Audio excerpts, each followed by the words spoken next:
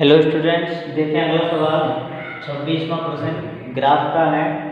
इस क्वेश्चन में आपको समीकरण नहीं दिए गए हैं, एक स्टेटमेंट कथन दिया गया है, उसको पढ़ के आपको समीकरण बनाने हैं। तो एक पेन तथा दो पेंसिल का मूल्य 12 रुपये है तथा उसी प्रकार के दो पेन तथा एक पेंसिल का मूल्य 15 रुपये है, तो इस स्थिति को आलेखीय विधि से हल कीजिए। तो देखिए कैसे करेंगे। सबसे पहले लिखेंगे हल, और हल में लिखेंगे माना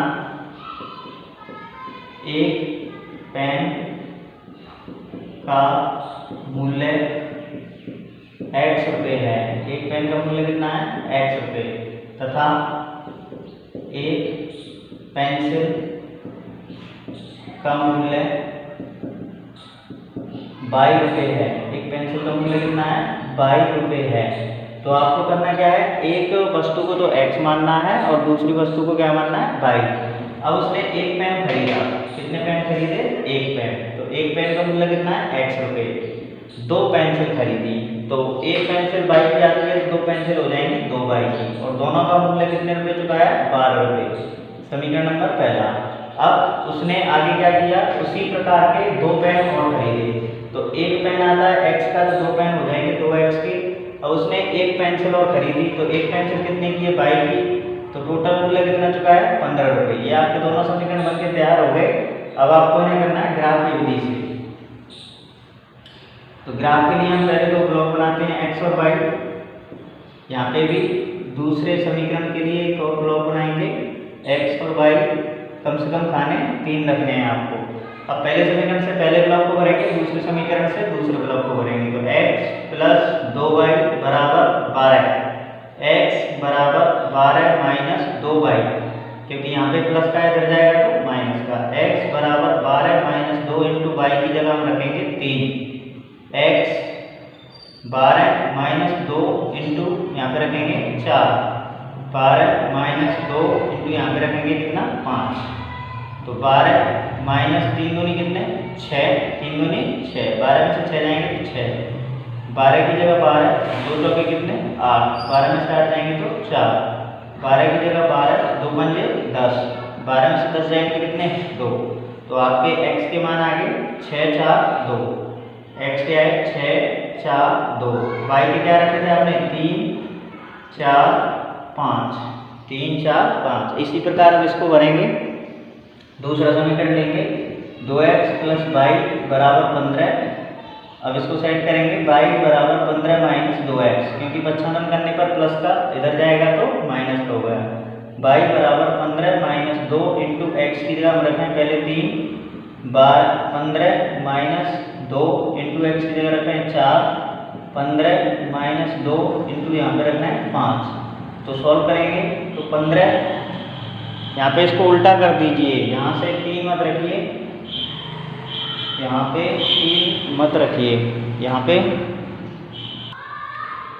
यदि आप 3 रखते हैं तो 3 दूनी 6, 15 में से 6 जाएंगे तो 9 बचेंगे, जो आपके ग्राफ पेपर पर नहीं आएगा। तो इसके लिए आप बड़ा नंबर रख लें यहाँ पे 6। तो आपको सोच के रखने हैं 15 माइनस 2 छिक्की 12, 15 में से 12 जाएंगे तो 3, 15 माइनस 4 दूनी 8, तो 15 में से 8 जाएंगे तो 7, 15 माइनस 2 पंजे 10, तो 15 माइनस 10 कितना आएगा? 5। तो आपके y के मान आ गए हैं, y के मान आए 3 7 5। जब आपने x के मान क्या रखे? 6 4 5।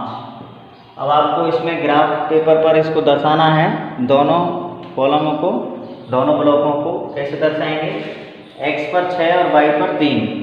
तो x के 6 कदम चलेंगे इधर, ये x अक्ष है प्लस वाला, ये x अक्ष है माइनस वाला, ये y अक्ष है प्लस का और ये y अक्ष है माइनस का।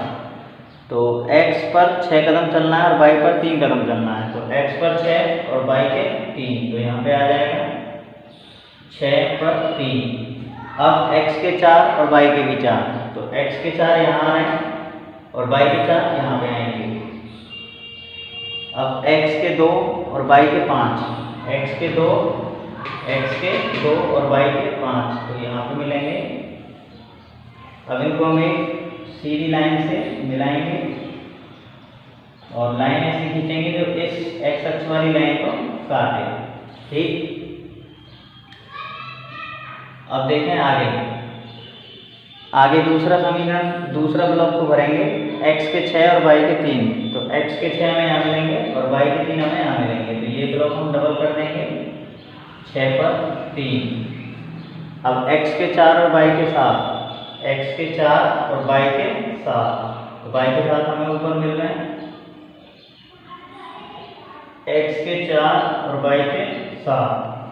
अब x के 5 और y के भी 5, x के 5 और y के भी 5, तो यहाँ मिल रहे हैं हमें 5 पर 5। इनको भी हम एक लाइन के द्वारा मिलाएंगे, सीधी लाइन होनी चाहिए। तो यहाँ आपका ग्राफ कंप्लीट हो जाता है। लेकिन इसमें एक खास बात है। क्या खास बात है कि ये जो पॉइंट है 6,3 यही आपका आंसर होगा, क्योंकि दोनों लाइनें इंटरसेक्ट कर रही हैं।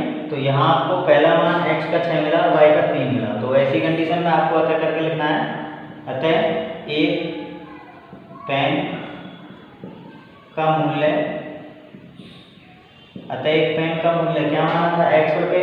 x का आंसर कितना आया है, 6 रुपये। तथा एक पेंसिल का मूल्य क्या माना था आपने, पेंसिल का मूल्य माना था 22 रुपये। तो y का आंसर आ गया 3, y का आंसर कितना आया, 3 रुपये। देखें अगला सवाल, देखें प्रश्न संख्या 27। ये 27 का पहला है और सर्वसमकाय में 2 सवाल पूछे जाते हैं त्रिकोणमिति से संबंधित। दोनों सर्वसमकाएं भी हो सकती हैं और या फिर सारणी से रिलेटेड हो सकता है। तो इसको कैसे करेंगे, सबसे पहले हमें इसकी लेफ्ट हैंड साइड को हल करना होता है और लेफ्ट हैंड साइड से देखना होता है कि राइट हैंड साइड कैसे आए। तो हम इसकी लेफ्ट हैंड साइड ले रहे हैं साइन थीटा बटे 1 plus cos theta, 1 plus cos theta बटे क्या, साइन थीटा। यहाँ पे हम इसका एलसीएम लेंगे। तो एलसीएम में जो नीचे यदि अलग अलग संख्याएं हैं तो दोनों संख्याएं आती हैं। तो यहाँ पे 1 प्लस कॉस थीटा और साइन थीटा दोनों आएंगे। अब 1 प्लस कॉस थीटा से 1 प्लस कॉस थीटा को डिवाइड करेंगे तो कट जाएगा। यहाँ पे क्या बचेगा, साइन थीटा। तो साइन थीटा से साइन थीटा का गुणा करेंगे तो आएगा sine square theta plus sine theta का साइन थीटा में भाग देंगे, कट जाएगा। यहाँ पे क्या बचेगा, 1 plus cos theta. 1 plus cos theta का गुणा 1 प्लस कॉस थीटा से करेंगे तो 1 प्लस कॉस थीटा का होल स्क्वायर हो जाएगा। अब आपको इसको आगे सॉल्व करना है, साइन स्क्वायर थीटा प्लस, अब इसको खोलेंगे a प्लस बी के होल स्क्वायर से। तो a square plus B square plus 2ab, यानी a प्लस बी का होल स्क्वायर होता है, क्या होता है, a square plus B square plus 2ab। तो इसको ऐसे खोलेंगे, पहली का वर्ग प्लस दूसरी का वर्ग प्लस दोनों का गुणा। तो ये तो जैसी है वैसी है, क्योंकि साइन का स्क्वायर साइन स्क्वायर ही होता है। अब इसको खोला हमने, पहली का वर्ग प्लस दूसरी का वर्ग प्लस दोनों का गुणा, दोनों मतलब एक और कॉस का, बटे 1 प्लस कॉस थीटा और यहाँ पे क्या, साइन थीटा। अब साइन का स्क्वायर क्या करेंगे, साइन स्क्वायर थीटा प्लस 1 का स्क्वायर क्या करेंगे, 1। यहाँ पे क्या, कॉस का स्क्वायर प्लस 2 एकम 2 कॉस थीटा। नीचे वाली लाइन जैसी है वैसे चल रही है, 1 प्लस कॉस थीटा इंटू क्या, साइन थीटा। अब इसको आगे देखें, sine square theta plus cos square theta. तो साइन स्क्वायर थीटा और कॉस स्क्वायर थीटा को यदि जोड़ें तो यहाँ पे एक सूत्र बनता है, sine square theta plus cos square theta बराबर कितना हो जाता है, 1। कितना हो जाता है, 1। तो साइन स्क्वायर थीटा और कॉस स्क्वायर थीटा को हमने जोड़ा, यहाँ पे कितना है, 1। ये ऑलरेडी है 2 कॉस थीटा बटे 1 प्लस कॉस थीटा और यहाँ पे क्या, साइन थीटा। अब एक और एक को जोड़ेंगे तो कितना आएगा, एक और एक को जोड़ने पर 2 प्लस 2 कॉस थीटा अपने पास है। यहाँ पे 1 प्लस कॉस थीटा और यहाँ क्या साइन थीटा। यहाँ से 2 कॉमन आ रहा है तो यहाँ आ जाएगा 2 कॉमन लेने पर 1 प्लस कॉस थीटा बटे 1 प्लस कॉस थीटा और क्या साइन थीटा। यहाँ 1 प्लस कॉस थीटा से 1 प्लस कॉस थीटा कट जाता है। यहाँ आपका रिमेन रह गया 2 बटा साइन थीटा। अब 1 बटा साइन थीटा होता है 1 बटा सूत्र है 1 बटा साइन थीटा। 1 बटा साइन थीटा होता है तो हो जाता है कोसेक थीटा, यानी 1 बटा साइन का मतलब 1 कोसेक, तो 2 बटा साइन का मतलब क्या होगा 2 कोसेक। क्या हो जाएगा 2 कोसेक। तो यहाँ पे रखेंगे हम 2 कोसेक थीटा HP, ये आपका आंसर होगा।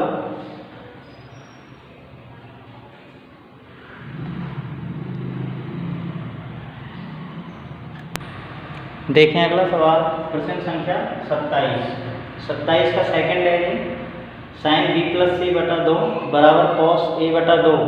ये हमें सिद्ध करना है यदि ए बी सी एक त्रिभुज के 3 अंतःकोण हैं, यानी ए बी और सी के बारे में बताया गया है कि ये एक त्रिभुज के अंतःकोण है और अंतःकोण है, तो ये साइन बी प्लस सी बटा 2 बराबर होना चाहिए ए बटा 2 के। तो कैसे सिद्ध करेंगे? सबसे पहले मैंने अभी बताया था कि यहाँ में क्वेश्चन कोई लिखना होता है और ये क्वेश्चन ऐसा है कि इसमें कहा गया है कि ये ए बी सी एक त्रिभुज के 3 अंतःकोण हैं। तो अंतःकोण है तो हम जानते हैं अंतःकोणों को कितना होता है 180। तो सबसे पहले लिखेंगे हल। हम जानते हैं कि क्या जानते हैं a प्लस बी प्लस सी बराबर 180। यहाँ पे साइड में लिखना है त्रिभुज के योग नियम से। त्रिभुज के योग नियम से, त्रिभुज का योग नियम क्या होता है? Angle sum property. Angle sum property बोले तो एक त्रिभुज के तीनों कोणों का योग कितना होता है 180। अब यहाँ पे हमें कुछ भी नहीं करना है, केवल सवाल को देख के कॉपी करना है। कैसे कि b प्लस सी इधर रखा हुआ है तो हमने इधर बचा लिया, a इधर नहीं है इधर है, तो इसको a को इधर भेजेंगे पक्षांतरण से 180 माइनस a। अब b और c के नीचे क्या लिखा हुआ है 2, तो यहाँ पे हम 2 लगाएंगे, लेकिन पहले यहाँ लिखते हैं पक्षांतरण करने पर, पक्षांतरण से या पक्षांतरण करने पर। अब यहाँ पे लिखेंगे 2 का भाग देने पर b प्लस सी बटा 2 और 180 माइनस a बटा 2। तो यहाँ पे लिखेंगे क्या किया आपने 2 का भाग देने पर दोनों पक्षों में 2 का भाग देने पर। अब इधर हमें किसकी जरूरत है? साइन की। अब यहाँ लिखेंगे साइन b प्लस सी बटा 2 और यहाँ पे भी लिखेंगे हम साइन, लेकिन इसको सॉल्व करके लिखेंगे 2 का भाग 180 में दिया तो 90 और 2 का भाग a में देंगे तो a में जाएगा नहीं, इसलिए इसके साथ आ जाएगा a बटा 2, क्योंकि 2 का भाग 180 में जा सकता है लेकिन a में नहीं जा सकता, तो इसलिए a बटा 2। अब यहाँ पे हमने क्या किया, साइन अनुपात लेने पर, साइन अनुपात लेने पर। अब इधर की साइड हमारी मैच हो रही है, साइन बी प्लस सी बटा 2 सेम टू सेम मिल रहा है, और इधर साइन 90 माइनस थीटा, एक फॉर्मूला होता है साइन 90 माइनस थीटा बराबर हो जाता है कॉस थीटा। यहाँ लिख देंगे कॉस ए बटा 2, क्या हो जाएगा कॉस ए बटा 2 HP। देखें अगला सवाल, प्रश्न संख्या 28। एक बेलनाकार तंबू जिसका ऊपरी सिरा शंकु के आकार का है, शंकु की ऊंचाई 3 मीटर तथा बेलनाकार भाग की ऊंचाई 4 मीटर है। यदि तंबू के आधार की त्रिज्या 4 मीटर है तो तंबू में लगे कैनवास, कैनवास मीन्स होता है त्रिपाल, कैनवास मीन्स क्या होता है त्रिपाल। तो त्रिपाल का जो है क्षेत्रफल आपको ज्ञात करना है कि जो तंबू बना हुआ है उसमें कितना त्रिपाल लगा हुआ है। तो सबसे पहले आपको ऐसे सवालों में देखना है कि इनमें कौन कौन सी आकृतियों के नाम लिखे हुए हैं। तो सबसे पहले लिखा हुआ है एक बेलनाकार, तो पहले एक बेलनाकार चित्र बनाएंगे। ठीक। बेलनाकार तंबू जिसका ऊपरी सिरा शंकु के आकार का है, बड़ा आसान सवाल है, शंकु के आकार का है, तो हमने शंकु का आकार बना लिया ऊपर से। तो एक बेलनाकार तंबू, ठीक है, जिसका ऊपरी सिरा कैसा है, शंकु के आकार का है। यहाँ तक हम पहली लाइन कवर कर चुके हैं। शंकु की ऊंचाई 3 मीटर, शंकु की ऊंचाई यानी ये वाली ऊंचाई। तो इसमें दो ऊंचाइयाँ होती हैं, ये सीधी होती है, ये तिरछी होती है। इसको H से लिखते हैं और इसको L से लिखते हैं। तो शंकु की ऊंचाई है 3 मीटर, शंकु की ऊंचाई 3 मीटर तथा बेलनाकार भाग की ऊंचाई, बेलनाकार भाग की ऊंचाई यानी बेलनाकार भाग ये है नीचे वाला, तो इसकी ऊंचाई क्या है, 4 मीटर है। बेलनाकार भाग की ऊंचाई 4 मीटर है। यदि तंबू के आधार की त्रिज्या, आधार की त्रिज्या, तंबू के आधार की त्रिज्या कितनी है, तंबू के आधार यानी निचले सिरे की त्रिज्या कितनी है बताइए, 4 मीटर। तो ऊपरी सिरे की त्रिज्या कितनी होगी, 4 मीटर।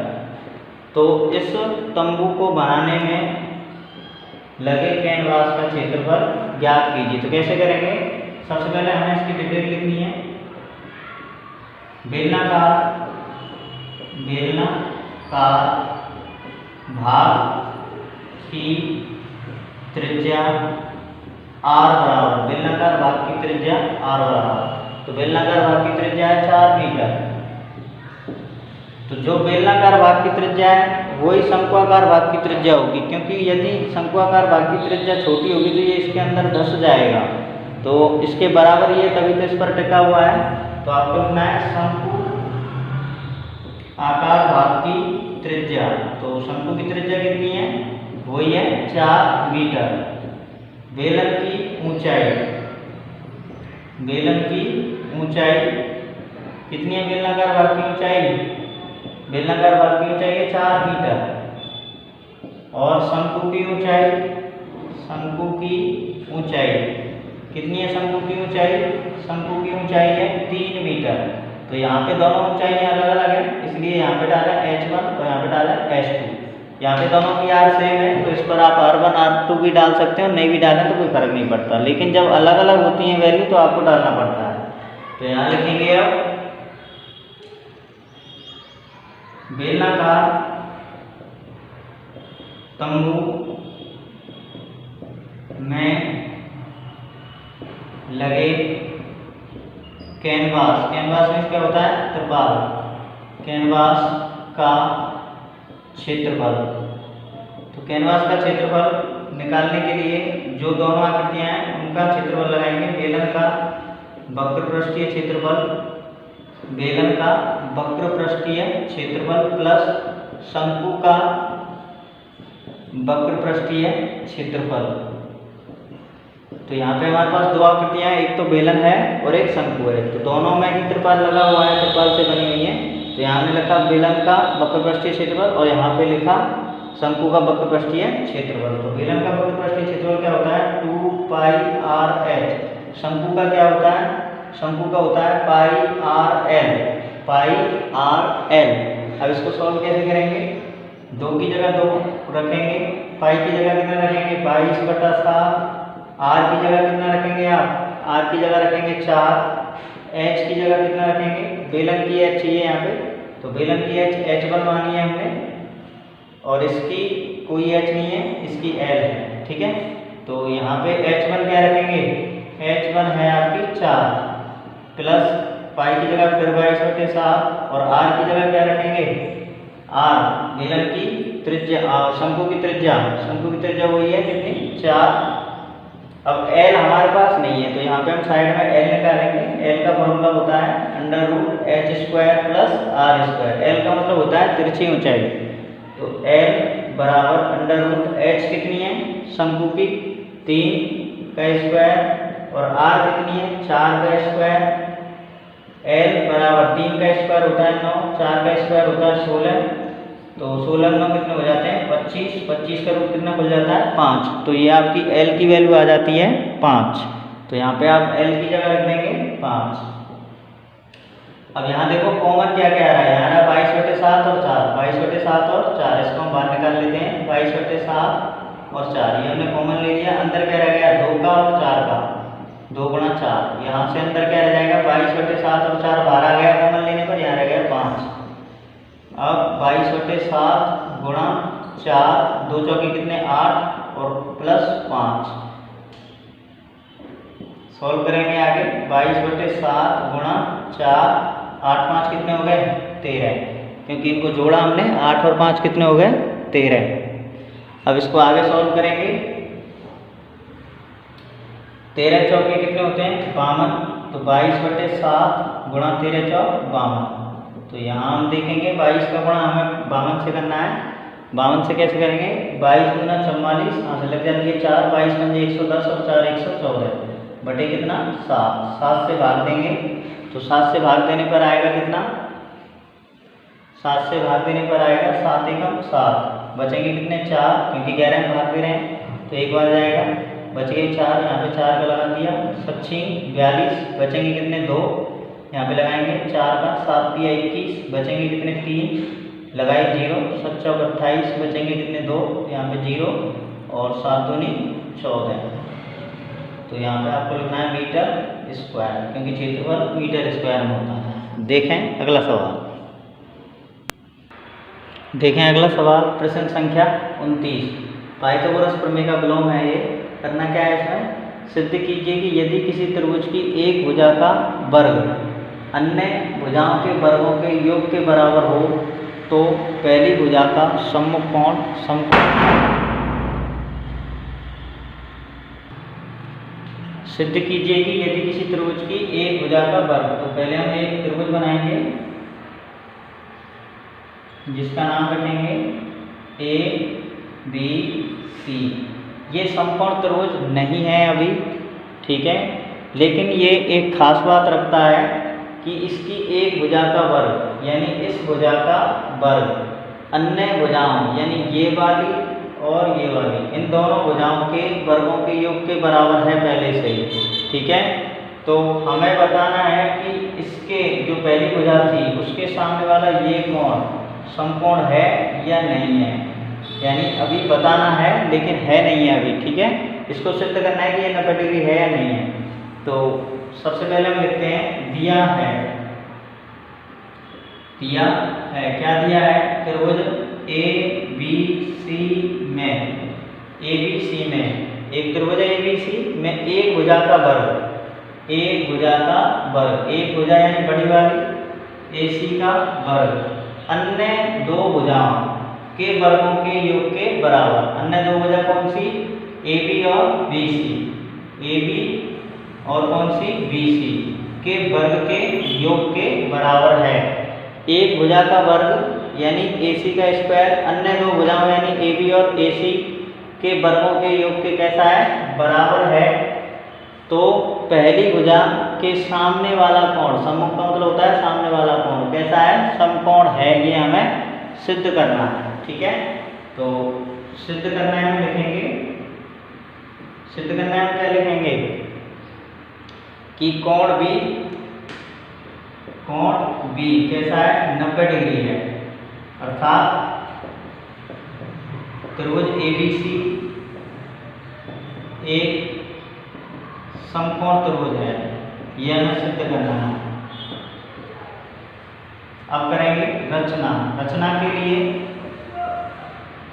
हमें एक त्रिभुज बनाना है साइड में सेम इस जैसा, ठीक है। तो यहाँ साइड में सेम इसी जैसा एक त्रिभुज बनाएंगे, इतना ही बड़ा, लेकिन उस त्रिभुज को एक खास बात देनी है कि वो कैसा होना चाहिए, उसको आपको बनाना है शुरू से समकोण, यानी ये 90 डिग्री का है कोण।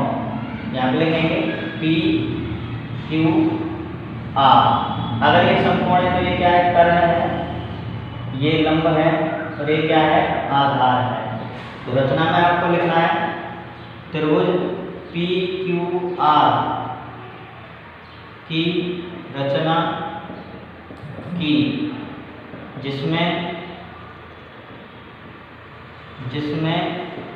कोण Q बराबर 90 डिग्री, कोण Q बराबर कितना है, 90 डिग्री, तथा जब आप रचना कर रहे थे तो ए बी के बराबर आपने पी क्यू, अभी बताया था मैंने इसके बराबर लिखना है, ए बी बराबर पी क्यू तथा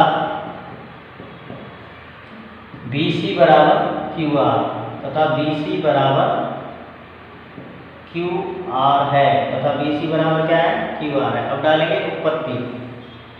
उत्पत्ति कैसे डालेंगे? उत्पत्ति करने के लिए सबसे पहले हम सवाल की स्टार्टिंग करेंगे। दिया है ऐसे, दिया है में क्या दिया है, त्रिभुज एबीसी में एक भुजा का वर्ग अन्य दो भुजाओं के वर्गों के योग के बराबर है। तो दिया है में हमें दिया है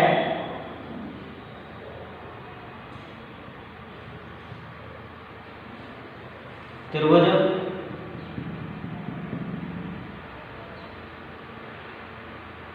त्रिभुज ए बी सी में, त्रिभुज ए बी सी में एक खास बात है। क्या खास बात है कि इस भुजा का वर्ग यानी एक भुजा का वर्ग अन्य दो भुजाओं इसके और इसके वर्ग के योग के बराबर है, जैसा हमें दिया है कि ए सी स्क्वायर बराबर है A B square plus B C square.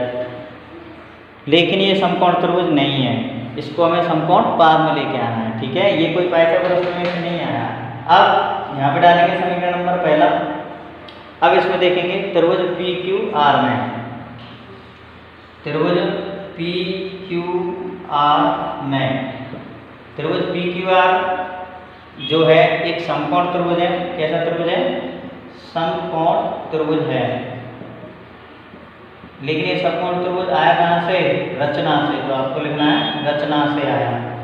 तो समकोण त्रिभुज है तो इसमें पाइथागोरस प्रमेय हम लगा सकते हैं। तो यहाँ पे लिखना है त्रिभुज पी क्यू आर में कहाँ से? पाइथागोरस प्रमेय से। तो पाइथागोरस प्रमेय से क्या लाइन बनेगी? पाइथागोरस प्रमेय से लाइन बनती है कर्ण स्क्वायर बराबर लंब स्क्वायर प्लस आधार स्क्वायर। तो कर्ण स्क्वायर की जगह आप क्या रखेंगे? पी आर का स्क्वायर, और लंब स्क्वायर की जगह आप रखेंगे क्यू आर का स्क्वायर, और आधार की जगह आप रखेंगे पी क्यू का स्क्वायर। अब आपको करना क्या है कि ये जो समीकरण 2 आया है और ये जो समीकरण 1 आया है, इन दोनों में कंपेयरिंग करेंगे यानी तुलना करेंगे। तो तुलना कैसे करेंगे? पी आर स्क्वायर बराबर, पहले हम यहाँ पे नाम ट्रांसफर कर रहे हैं, पी क्यू यानी ये वाली भुजा किसके बराबर है? ए बी के, और क्यू आर किसके बराबर है? क्यू आर बराबर है बी सी के। तो आपको यहाँ पे क्यू आर की जगह रखना है बी सी का स्क्वायर और पी क्यू की जगह रखना है ए बी का स्क्वायर। अब आप देखिए समीकरण 1 व 2 को, समीकरण 1 और समीकरण 2 का राइट साइड सेम है यानी एक पक्ष बराबर है, तो दूसरा पक्ष भी कैसा हो जाएगा? बराबर। तो आपको लिखना है समीकरण 1 व 2 से, समीकरण 1 व 2 से, समीकरण 1 व 2 से, समीकरण 1 व 2 से क्या आएगा? समीकरण 1 व 2 से जब किसी का लेफ्ट बराबर हो तो राइट बराबर हो जाता है, और राइट बराबर हो तो लेफ्ट बराबर हो जाता है। तो यहाँ आएगा ए सी स्क्वायर बराबर पी आर का स्क्वायर, यहाँ स्क्वायर से स्क्वायर कट जाएगा, यहाँ आएगा ए सी बराबर पी आर, ए सी बराबर पी आर।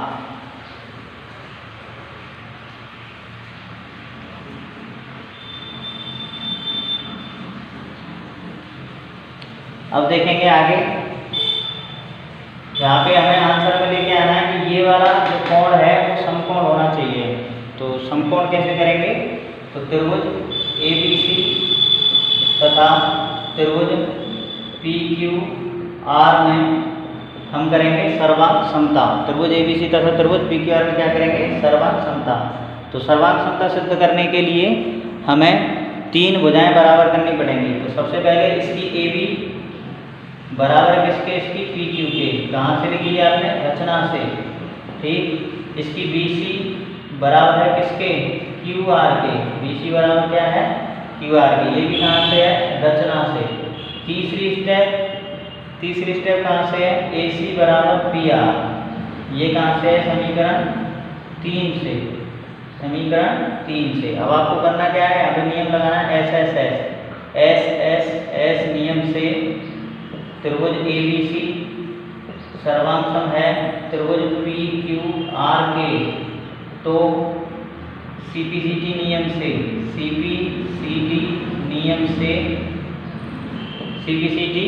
CPCT नियम क्या कहता है, सर्वांग सम त्रिभुजों के संगत भाग बराबर होते हैं। संगत भाग का मतलब इनके संगत कोण कैसे हो जाएंगे, बराबर, यानी ये वाला कोण इसके बराबर और ये वाला कोण इसके बराबर। तो आपको लिखना है कोण Q बराबर क्या हो जाएगा, कोण B, कोण Q बराबर कोण B, और कोण Q पहले से कितना है 90, तो आपको लिखना है कोण Q 90 है तो कोण B भी कितना हो जाएगा 90, यानी 90। अतः त्रिभुज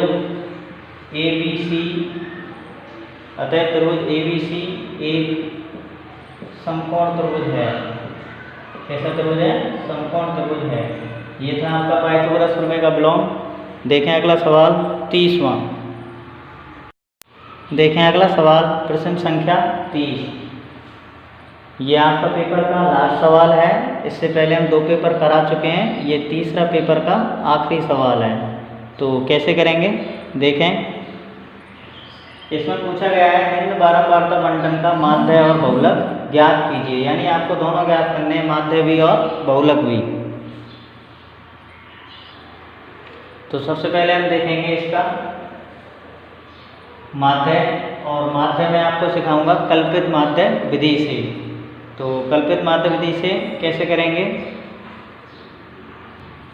कल्पित माध्य विधि से करने के लिए सबसे पहले हम ए का मान निकालते हैं। ए का मतलब होता है एज्यूम्ड मीन का मतलब होता है कल्पित माध्य। तो आप कल्पित माध्य कैसे निकालेंगे, तो कल्पित माध्य निकालने के लिए आपको सबसे ज़्यादा बारंबारता देखनी होती है और xi का वह मान देखना होता है जिसकी बारंबारता सबसे अधिक होती है। तो xi का मान पहले हम निकालेंगे। तो xi का मान कैसे निकालेंगे, यहाँ पे हम लिखेंगे xi और इन दोनों कॉलम को जोड़ेंगे। तो 30 और 20 कितने हो जाते हैं 50, 50 में 2 का भाग देते हैं तो 25। अब आपको आगे इनको नहीं जोड़ना है, केवल इसका डिफरेंस इसमें जोड़ते चलिए। तो इसमें कितने का डिफरेंस है 10, तो 10 जोड़ेंगे तो आगे हो जाएगा 35, इसमें 10 जोड़ेंगे 45, इसमें 10 जोड़ेंगे 55 और इसमें 10 जोड़ेंगे तो 65। ये आपका xi आ गया। xi आने के बाद आपको देखनी है सबसे अधिक बड़ी बारंबारता। सबसे बड़ी बारंबारता कौन सी है, 12 के सामने जो मान है वही आपका क्या है, कल्पित माध्य a। तो a का मान आपने निकाला है कितना, a का मान आया 45। तो a का मान आ गया 45। अब a के मान को बार बार आपको घटाना है xi के सभी मानों में से। तो आपका निकल के आ जाएगा di। तो di निकालने के लिए आप करेंगे xi माइनस a, यानी xi के सभी मानों में से आपको बार बार क्या घटाना है 45 को। तो 25 माइनस 45, 35 माइनस 45, 45 माइनस 45, 55 माइनस 45 और 65 माइनस 45। तो आपने बार बार घटा दिया है सभी में से। घटाने के बाद यहाँ पे आया -20, यहाँ पे आएगा -10, यहाँ पे आएगा 0, यहाँ पे 55 में से 45 घटेंगे 10 और 65 में से 45 घटेंगे तो 20। अब इतना करने के बाद ये आपका di आ गया। इसके बाद एक न्यू कॉलम बनाते हैं हम fi di कॉलम क्या कहता है कि fi वालों का और di वालों का आपको क्या करना है, गुणा। तो गुणा करेंगे हम 4 गुणा 20 कितना हो जाता है 20 चौक 80, 10 गुणा 8 ये भी कितना हो जाएगा 80, 12 का गुणा 0 से करेंगे तो 0, 10 का गुणा 10 से करें तो 100 और 20 का गुणा 6 से करें तो 120। अब यहाँ पे 2 प्रकार की वैल्यू सामने आ रही हैं। एक तो प्रकार है माइनस का और एक प्रकार है प्लस का। तो माइनस के हो गए 160 क्योंकि 80 80 160 हो गए और प्लस का बैलेंस हो गया 220। अब आपको देखना है यहाँ पे कि किसका ज़्यादा है, सिग्मा एफ आई डी आई ज़्यादा कितना है, प्लस का ज़्यादा है। इससे कितना ज़्यादा है, आप इसको घटाएंगे तो 220 में से 160 घटाएंगे तो 0, 12 में से 6 गए तो कितने बचेंगे 6, यहाँ पे 2, तो कितना ज़्यादा है 60 ज़्यादा है। कितना ज़्यादा है 60। तो वो जितना ज़्यादा है वो किसकी वैल्यू मानी जाएगी, एफ आई डी आई की। यानी आपको इसका सही टोटल करना है वास्तविक, और वास्तविक टोटल करने के बाद यहाँ पे एफ आई डी आई लिखना है। अब इसको सॉल्व करेंगे तो सॉल्व कैसे करेंगे, माध्य बराबर A plus sigma F I D I बटे सिग्मा एफ आई। तो ए की वैल्यू देखिए कितनी है, ए का मतलब होता है कल्पित माध्य जो हम यहाँ पे निकाल चुके हैं, कितनी आई 45 45। एफ आई डी आई कितनी है 60 प्लस 60, और यदि यहाँ पे ये माइनस का होता तो ये प्लस का चिन्ह माइनस में बदल जाता। सिग्मा एफ आई का मतलब होता है सभी बारंबारताओं का योग। तो सिग्मा एफ आई का मान आया 12 और 20, 20 और 10 30 और 10 कितने 40, तो यहाँ पे हो गए 40। अब इसको सॉल्व करेंगे, 0 से 0 कट 45 प्लस 4 का भाग देना है 6 में, तो आप ऐसे दे सकते हैं 4 एकम 4 बचेंगे कितने 2, यहाँ पे पॉइंट लगाया, यहाँ पे 0 आ गई, 4 में 20 यानी 1.5, तो 45 और ये कितने हो गए 40.5। तो ये आपका कल्पित माध्य से माध्य है, कल्पित माध्य से माध्य, कल्पित माध्य से माध्य।